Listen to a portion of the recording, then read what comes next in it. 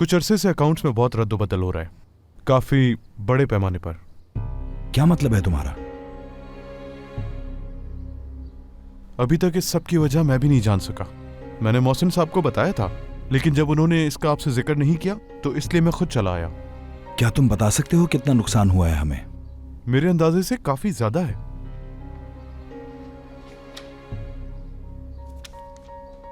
मेरी भी बात सुन के जाओ नसरीन। आज करीम साहब के आने के बाद तुम उन्हें सब कुछ बताओगी। उन्हें बताओगी कि मुझे रिहाइश का कोई मसला नहीं है, मैंने सब कुछ ठीक कर लिया है। छोड़ो, मैं ऐसा कुछ भी नहीं कहूंगी। अब से तुम वहीं रहोगे जहां मैं तुम्हें देख सकूं। बात खत्म।